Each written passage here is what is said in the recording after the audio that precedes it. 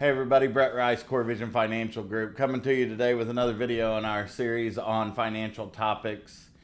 Go to our YouTube page and subscribe so you're notified when we post new videos. I'm Brett Rice, financial advisor here at Core Vision. Today I'm joined by Jason Pike, partner here at Core Vision. How you doing, Jason? I'm good, Brett. How are you? Not too bad. Thanks for having me. I'm just glad it's warmer weather. Yeah, rainy. Yep. Hey, No big deal. no big deal. So you been doing all right? Been doing good. How about you? I couldn't be happier. Wow. Do me a favor. Bold statement. Introduce yourself to everybody. Remind them who you are and what you do here. Jason Pike, partner here at Core Vision. Just do a little bit of everything. Idea guy. I guess I'm an idea guy. That's what they call you. Yeah. I don't think there's a title for that. I think the idea guys just exist. Well, this was kind of your idea. That's a great idea. It's good. It's good. We need to get more people to hit the thumbs up. Right. A few more views, Thumbs a few up. more thumbs up. Yeah. That would be great. Hey, you know what's great though? This we just found out yesterday that we're now on Apple. Yeah, we're on Apple Podcasts. Yeah, Apple Podcasts. So not only Spotify now, but Apple. Yeah, that's a great point. We should be on all major podcast Wherever you get your platforms. podcasts. Yeah, you should be able to find us That's what on Joe there. says. Joe says wherever you get your podcast. Apple Podcasts as of yesterday. We've been on Spotify for a month, I think. Yeah, it's great. And- You can just listen. Now you don't have to even look at us. Yeah.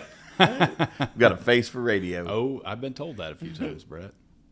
So today what we're going to talk about, we're still in a time period where there's a lot of market volatility. Sure. That, you can say is directly related to the president. Sure. Right? The current administration, President Trump, has enacted a bunch of tariffs on Right. countries, and it's caused a lot of market volatility. Sure. A lot of unknowns are out there now. We don't know where tariffs are going to end up No. for most countries. The big one obviously is China. There was recently some news come out that, hey, we're going to get together and talk. We're Yeah. going to reduce those tariffs. They're probably going to end up, somewhere Back where they around- were. Who knows? But there's a lot of market volatility. So that, brings the question, historically, have we seen this before? Yeah, it's something from a time, that's very timely from a topic standpoint. It actually got me kind of thinking. I was like, I wonder historically, what are some of the major time periods where an election happened that was followed by a lot of market volatility, sometimes depression, sometimes, just regular corrections. More driven by, I guess, confidence, a little bit more from a panic standpoint. A lot of these things, when we look historically, were firsts. Firsts for a lot of things. The Great Depression was the first time the market saw great expansion in the 20s, and realistically, it was just overvalued. And so, that's really kind of the first time historically that we really heard about massive expansion, followed by this correction back towards where things should be fairly valued. So. That was a first. We had, more things happen as far as in some of these things that we're going to talk about. In 1968, we'll talk about that. We had assassinations that year of two very prominent individuals in American history. Yeah. Things like that really just kind of coincided with different election time periods and different, I guess, election or where power was moved to someone else due to death. So it really interested me to really take a look at that and see historically just kind of the why things happened. And Well, we get a lot of questions like that from clients, right? Yeah, it's a just very good they're question. like, what do we do? Is there, this is unprecedented, blah blah. You hear all that stuff, and then you're like, I don't know. Let's look into it and see. And then you're like, okay, well, it definitely has happened before. Not specifically with tariffs, but with the president making changes. Absolutely. You talk about market overvalue and then a correction and stuff. Those are things that the market does. They're going to do anyway. Everybody can say the market's You bet. overvaluated, but until the market makes a correction, it's really not really not. overvalued. Right. And I think that we can almost kind of tie that into kind of what we've seen this year, because a lot of these things, we have to remember that the market trades, 6-12 months in advance. At the end of the day, if we can think from that standpoint, it helps to understand kind of the why behind the volatility. 12 months ago, we didn't know who the president was going to be. We didn't know if Trump was going to be in jail or running for president. Yeah. I mean, really, like that was during that time period. So, the market doesn't really expect that we're going to have to deal with tariffs, So then you get to where it's like all of a sudden, hey, surprise, on a Saturday, we're going to say, hey, we're going to impose, whatever the number was on China. And then like not tomorrow, not Monday, not Wednesday, but right now, like as of like this minute. Like, I don't even know how you do that as far as like manage. How do you even manage tariffs? Maybe another podcast. Yeah, I don't know. That's pretty interesting to think about too. We have to get a subject matter expert on that. Yeah, it's not going to be me.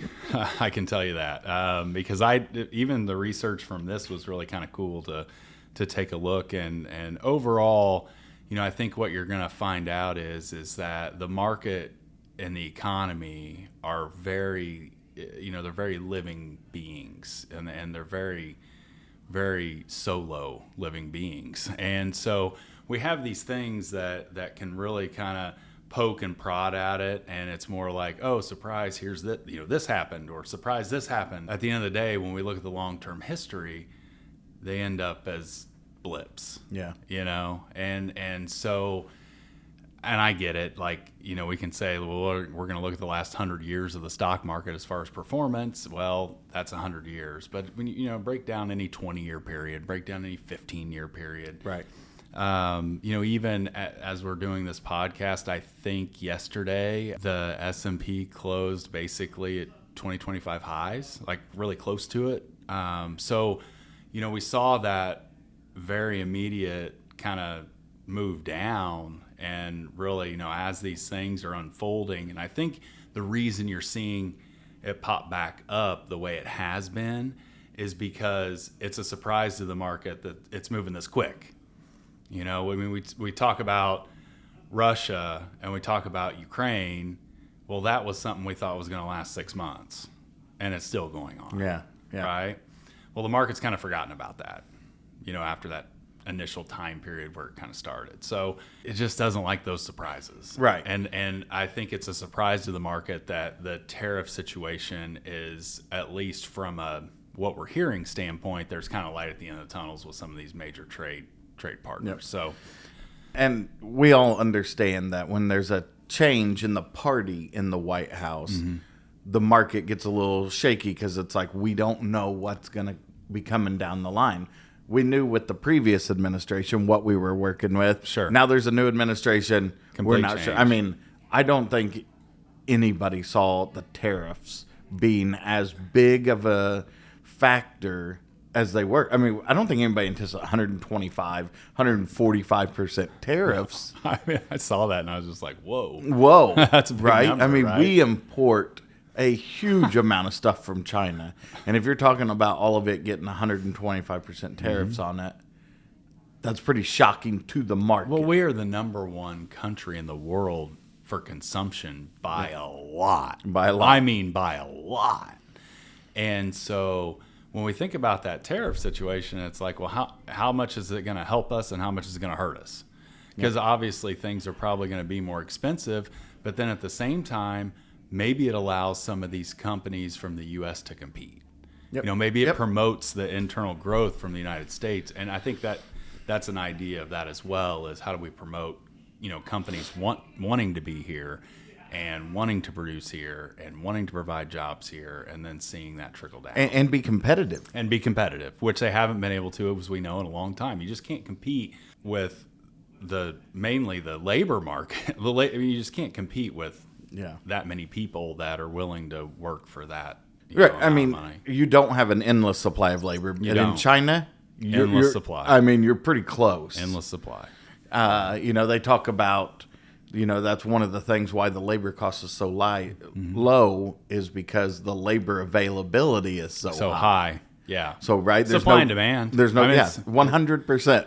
Right. There's no negotiating there because there's, there's still a line of people. Yeah.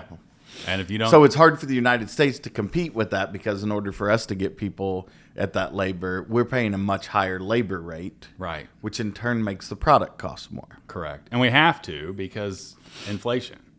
Well, it just costs more to live in the United States. It costs more to live. Yeah. Yeah, absolutely. So when we start talking about this and historical, and then some of these examples we're going to talk about go back a long way. Yeah. The first one for sure. Martin Van Buren and the Panic of 1837, right? 190 years ago. Who remembers that one? Yeah. And I didn't know much about it, but when you start reading about it, you're like, well, this is very early on in the growth of the United States. Which is why I mentioned that. A lot of these are first times. Oh, sure.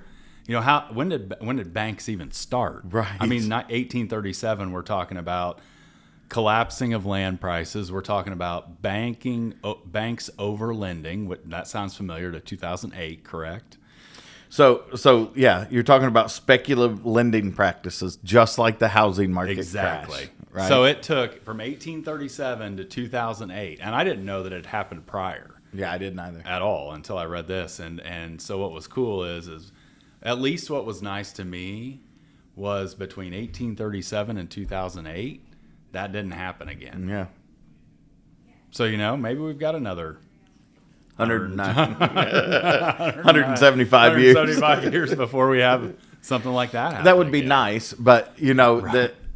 this here says that Van Buren's laissez-faire policies limited federal intervention. So they didn't step in and immediately say, hey, we got to fix these banks. We got to support these banks. They didn't jump in and take all these steps. Sure. Like we would today. I mean, right. If you saw a huge market, downturn, land price, the federal government is immediately going to step in. Now. Yeah.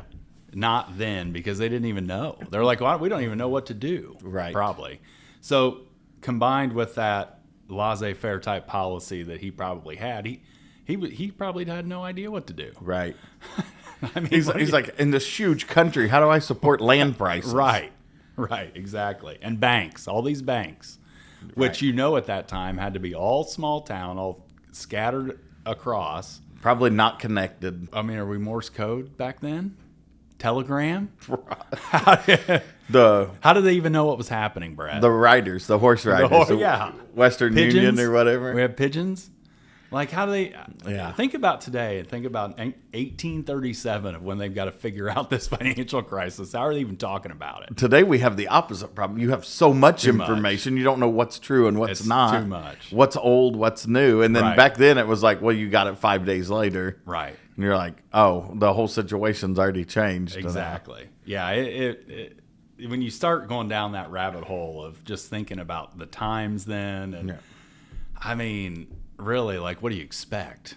Like it's going to happen. Yeah, because we're not going to have any idea that we need to lower interest rates, and we're not going to have any idea that we've got to start printing a bunch of money and get it in the economy, and we don't have any idea that the government should start buying up land. That's exactly what I was getting ready to say, right? That's the first step is the federal government just starts buying it and raises the price. Raises demand, lowers supply, goes back up. We could have had half of this country could have been a national park if it wouldn't probably have been should have been. It probably would have been. Yeah. Martin Van Buren, I blame him. He had one missed job. A great opportunity. He had one job. Yeah.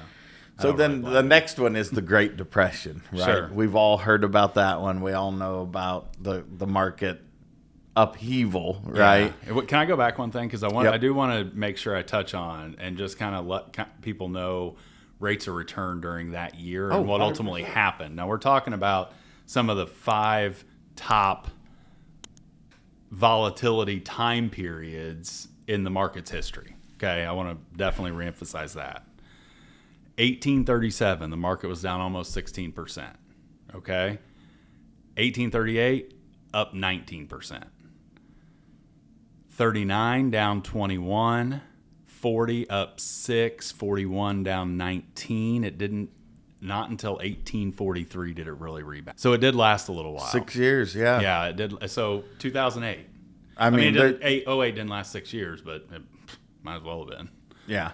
Nowadays, a president could not handle that. No, not 6 years. No. And they said in the research that really diminished Van Buren's popularity. People were like, I can't believe the guy's not doing anything. He didn't do enough. He didn't know what to do. They didn't know what to do. And that's why you kind of see this escalation over the last 190 years that people turn to the president. I mean, the day this stuff starts, they're like, what are you going to do? It's like, well, we don't even know what it's doing at this point. We don't know, really, and a lot of times we don't even know why. Right. You know, this land price thing didn't happen overnight. You know, again, how do people from one side of the country even talk to people on the other side? We just talked about that. Right. I mean, it doesn't happen like it does today. So the perspective, we've got to keep that perspective of the time period, as well as, you know, hey, it's easy to say right now, well, this is what we do, or this is what the president, or this is what the Fed would do. Right. Because it's one of those two people that's going to do something. It's easy to say that now that we have all of this historical data and all this information of kind of why things happened. But anyway, going to the Great Depression. You were doing well. Great lead into the Great Depression. Yeah, it's a great lead into the Great Depression. This is really a pretty negative. Yeah. I'm going to probably need a drink after this one. Right. But it's, you know, to show and explain to It everybody that this isn't the first time. No. You know, and it doesn't on long term.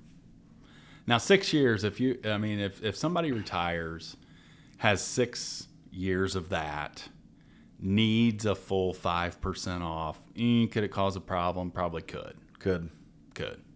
Yeah, your withdrawal but rate, that sequence of returns. Sequence of returns would kill you, but that 1843 number of up almost 50% would help. Well, and if you look, it was basically like every other year, right? It was, up, yeah. Or down, up, down. It wouldn't have been actually that bad.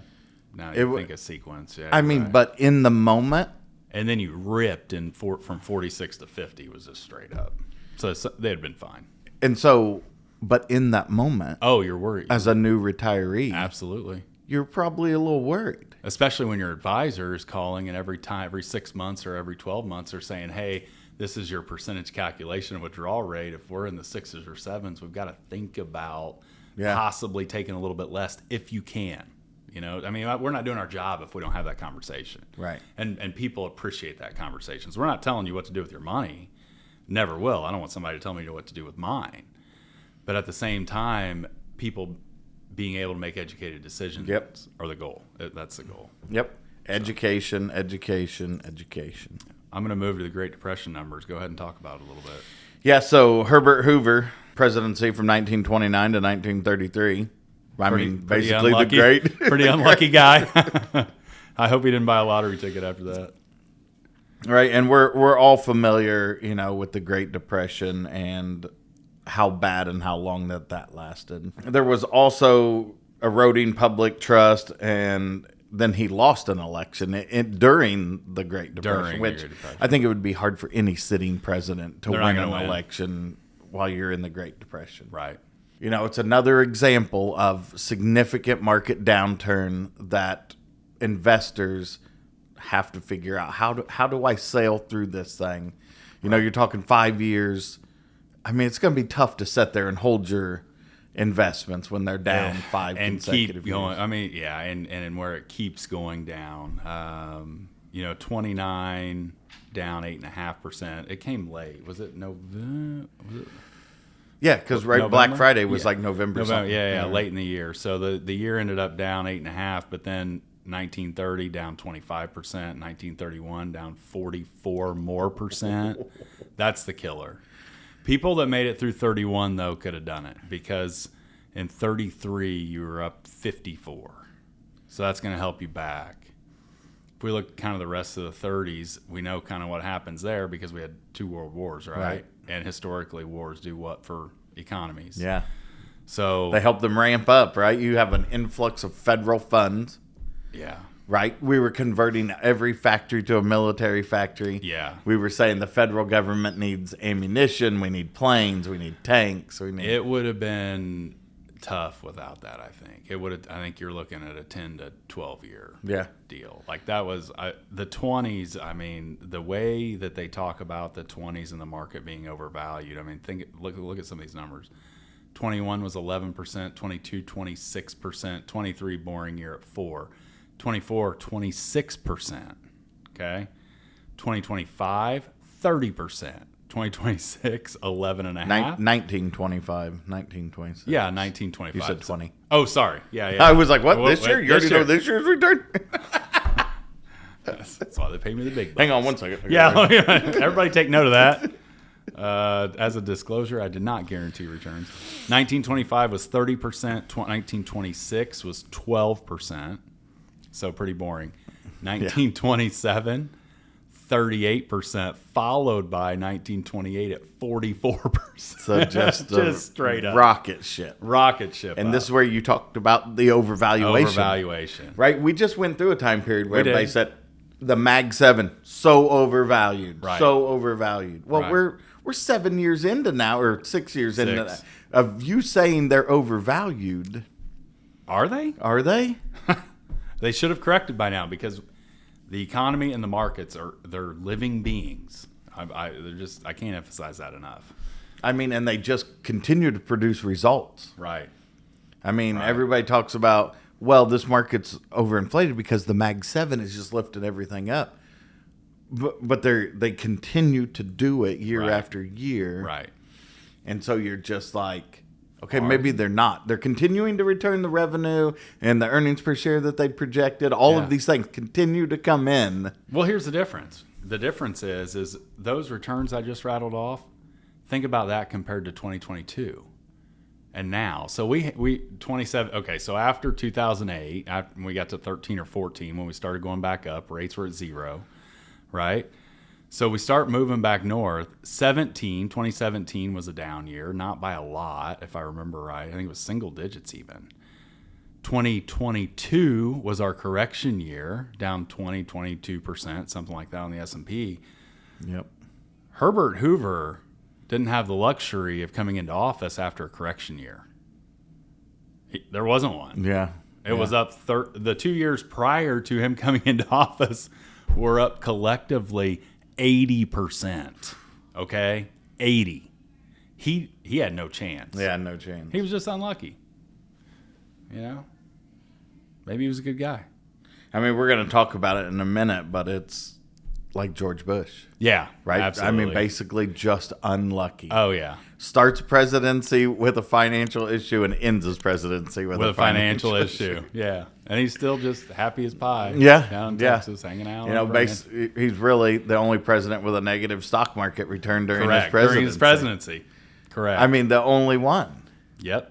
So it's He kind of had a few things to deal with. 90s. few. Think about 90s tech expansion. Right. Well, that was gonna correct. Some at of it point. was, we could say, was brought on. Well, that was where I was going to go next. Where I was going in order. 90s tech expansion. Then you had 2001 happen. Yep. Tech bubble. And then you had 08 housing crisis, which we just said he had a 175-year break since that had happened prior. So he was pretty unlucky too. These people were pretty unlucky people. Yeah, but you're also talking here about the Florida presidential election, the hanging chads. Yes. You know, the research here says that it caused so much market uncertainty because nobody knew who was going to win the presidency. Exactly. You know, The they're market like, runs off expectations, Brett. If anything's a surprise, it doesn't like it. well, right, we've talked about this on several podcasts. It loves when the Congress, the White House You bet. was split You got it. because nothing is going to get done. Nothing's going to get done. But if you have the same party in power in all three, they can do a lot of different things. You bet. Market doesn't like that. Market uncertainty, right? Right. What are these guys going to do? They can push through any legislation they'd like. Exactly. Okay, so do we take a step back and wait for some of that to play out? You know, do we change asset allocation? Do we, ex-US, US, what are we doing? Sure. Just a lot of uncertainty, a lot of volatility. You bet. A lot of opportunity. Yep. So we talk about the Great Depression. A lot of us learned about it in school. Black Friday, market down for 4+ years, right? Of just not great returns like you just talked about. Right. But small blip on a larger picture. You got it. Very tough to live through those times. Very, very, very tough. It's like when you're in COVID. For those couple of years that we're living in COVID, we think it's never going to end.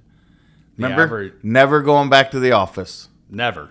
Never going back to the office. Never. So many people said we're never going back to the office. Never going back. World's ending. Everybody's going to be doing Zoom meetings for the rest of their life. Oh, that would be a social Here nightmare. we are, 4.5 years later. Yeah. And No most masks, people yeah. are back in the office. Sure. Yeah. Yeah. But when you're living in it, you Yeah. feel like it's never going to end because the same day, the next day is just like the previous. It's Groundhog Day. Well, if you look, right, the market downturn March of It looks very similar to the market down. It's the straight same- down 35%. It's the same. It's almost the same picture that I mean, this volatility didn't touch that yet, but at the same time, like it's very like it looks almost exactly like the first quarter of his presidency in 2020. Now LBJ, Lyndon Johnson. yeah. The Vietnam War, Yep. domestic civil unrest. It was more. It wasn't really economically driven. It was more driven by more civil issues. Yeah. You had JFK's assassination, MLK's assassination, RFK. Or sorry, RFK. Yeah, RFK's assassination. You had again, like you mentioned, the Vietnam War. Just a lot of uncertainty happening in the United States at that time. Yeah, Just time to be president.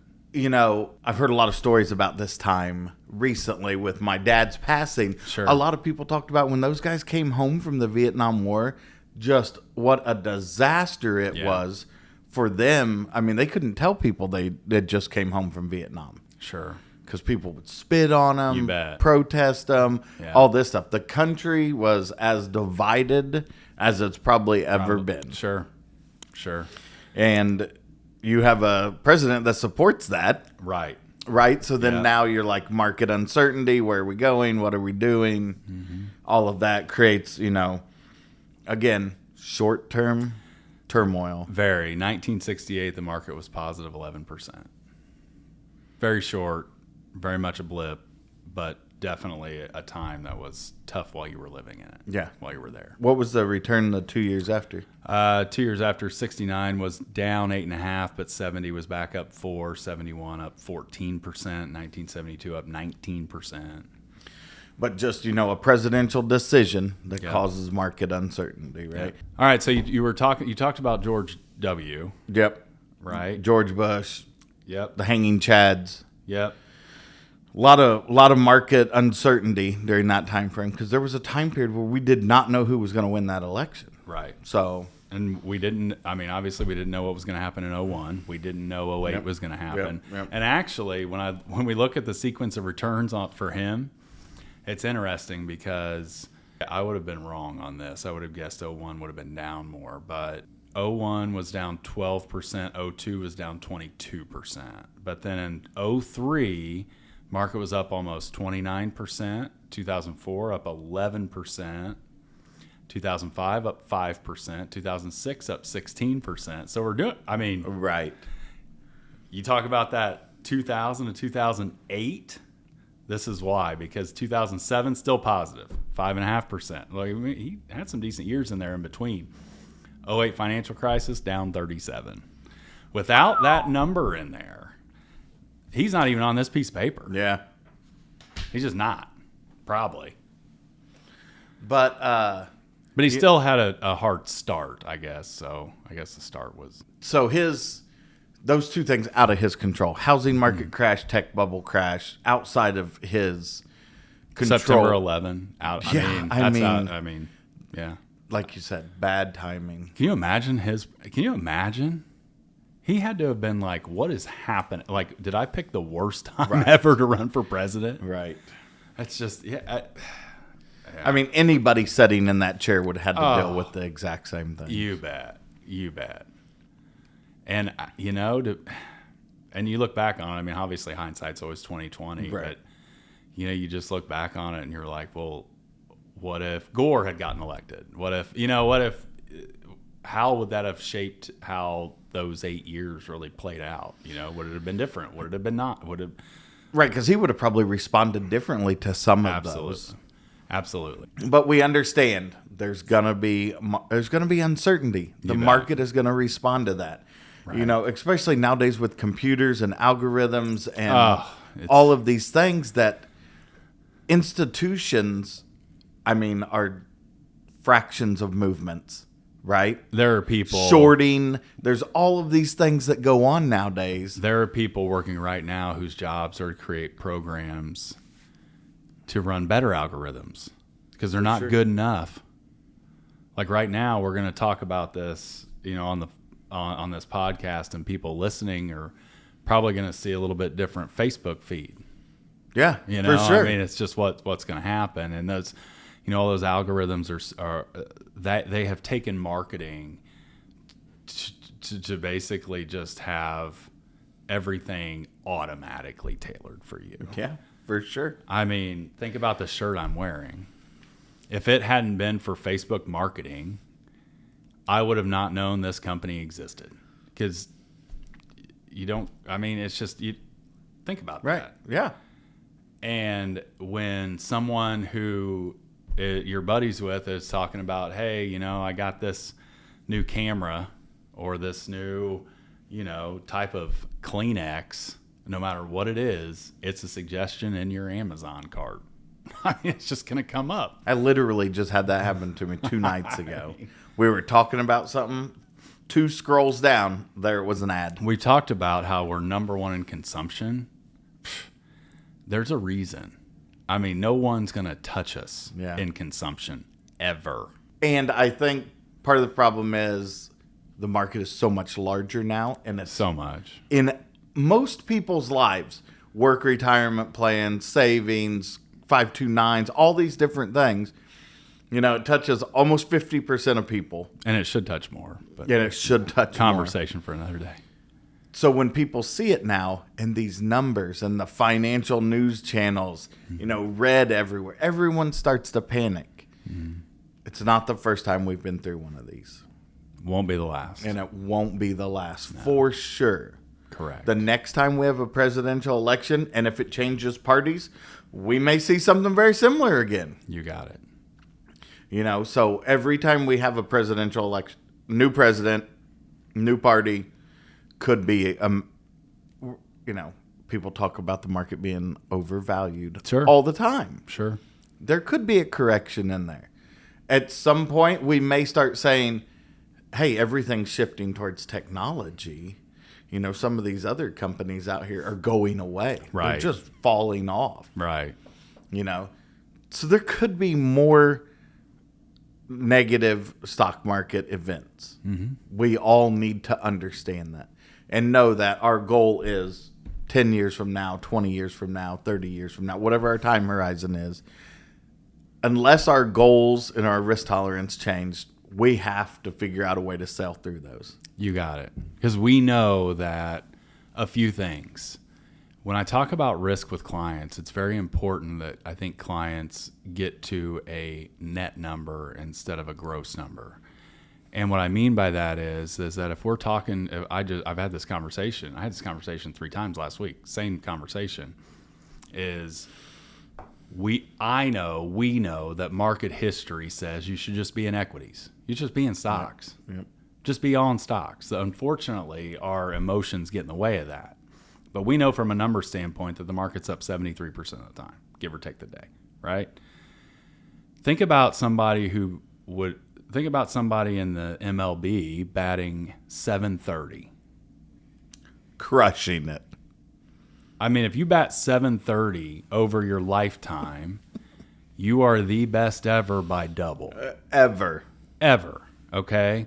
So if 73% of these days are up days, those are pretty good odds. Yeah.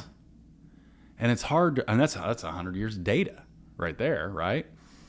So it's hard when you think about the numbers of it, it's easy, but it's hard when you're living in it.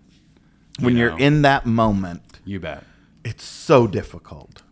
And we have quite a few clients who are retired and taking money off. They'll be, 65% stock, 35% fixed income, or 70% stock, 30% income. And they're like, when do I need to get more conservative? And I'm like, well, you kind of can't. Yeah. And now I'm not telling them what to do, but again, part of this education is that let's look at some numbers. Let's look at the long term. Now we know what the long term average on straight stock is, right? 7 and some odd %, depending on the day. But if we go to a 60-40 allocation, I mean 5-6% average annual. So now we do some very, very high level math this morning, okay? Let's say that you make 5% and you're pulling off 5%. You're like, oh, this is I'm happy. Like, I'm not losing any money. I'm not getting into principal, blah, blah, blah. This is great. Well, we have a couple things happening. One, you're going to pay us 1% or somewhere around there. Right now you're down to 4%. Next, we have inflation. That's another long-term. Let's just figure it at 3%. Okay? Not to mention the years we just got out of where it was 7 or 8. Right? Yep. Now you're at 1%, and you're barely giving your money a chance to make it. So when we go to sequence of returns, if you get more conservative than that, you're not really historically giving your money a chance. And so with that being the case and being able to control volatility by, not control it, but mitigate it by helping have more fixed income positions in there, we're able to kind of lower that volatility to where people can live with it, and at least they're giving their money a chance at that 60 or 70% equity position. So it's a tough conversation to have when the market is down and you have somebody that says, this is all the money I have, Jason. Right. I have to protect it. And we sat here on the other side with all this data saying, yeah, but all the data says you need to growth-oriented 73% of the time you win. Yeah. Here, and the biggest problem is the people who want to try to time the market are always going to sell when it's too low, and they're never going to be comfortable to get back in until it's higher than that point. So all you're doing in trying to time the market is guaranteeing yourself to lose money, because it's almost always emotionally driven. Somebody that tries to time the market from a number standpoint is just not going to do it. Like, it's tough, right?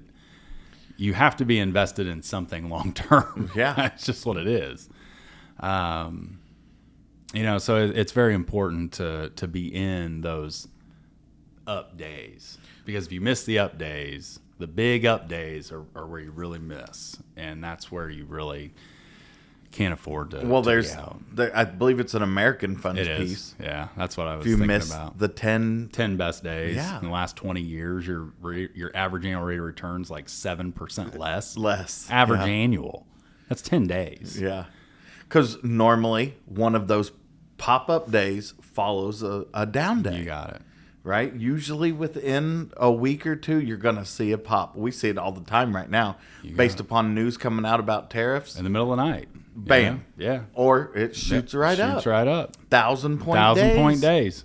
Both ways. Both ways. Which is nice to see the 1,000-point up days sometimes, because we're all negative-minded people, and we think there are only 1,000-point down days. Right. Well, that's all we're fed. That's the red right. numbers on That's the screen, right. the red borders, all of that stuff. So when you get to looking at that, you're just like, how do I stay the course? And I think that's where we come in. People call and we're like, time horizon change? No. Risk tolerance Liquidity change? No. Yeah, no. Then we stay on the original goal. We try to take out the emotional You got it. thoughts of, I can't stand to watch. Well, don't watch it. Don't watch it. And I think we actually kind of already started the wrap up on Yeah. what are we trying to talk about? What are we trying to learn from on this podcast as far as our course is our course. We have our time horizon, risk tolerance, all of those things that if those don't change, there's no reason for us to change our allocation, change our investments. How many times have you ever taken a road trip where the road was straight? The whole way. You never had to turn. Never. You don't. It's the same thing. Yeah. This is a road map. And unfortunately, it's not going to be an easy road trip. Thinking about you have a 3-year-old and a 6-year-old with you. You're stopping at every third rest area. It's not easy, but it's worth it. Yeah. For sure. That's a pretty good one. They should use that tag. Yeah. We should probably use a hashtag. Hashtag. Hashtag this. Hashtag we retire people. Hashtag this. Hashtag this. So again, Jason, thank you for joining us. Thanks for having me, Brett. Good conversation, man. Obviously, we love talking about this Yeah, stuff, right? it's cool. We could probably sit here and talk about it for another hour. Yeah, it's good. It's and it's good to with something like this, it was really good to go back and kind of look and see kind of the whys, because if you don't live through it, Right. Again, we're talking about 170 years ago. Our problem nowadays is that our attention span is so short. We're like, this has never happened before. Right. Well, we got to look outside the last 5 years. Because we have a lot of history and it's probably happened. Recency bias is It just, is. you know, have this conversation a lot with interest rates. I'm like, well, we have this recency bias of the 2.75% mortgages everybody talks about. Absolutely. Because people still have them. When you go just a few years back before that, In 20 years, no one's going to talk about a 2% mortgage, 2.5%. That hopefully not. Hopefully, if we get mortgage rates 4 or 5%, yeah. good. Hopefully, we're not talking about 2% mortgages in 20 years. So thank you for joining us. Yeah, man. thanks, Brett. Always such a good time to have you on here. And It's talk awesome. about it. Glad to do it. Again, Brett Rice, Jason Pike, Core Vision Financial Group. Go to our YouTube page and subscribe so you're notified when we post new videos. Thanks again for your time. Our contact information will be at the end of the video. Please feel free to reach out at any point. Thanks for spending some time with us.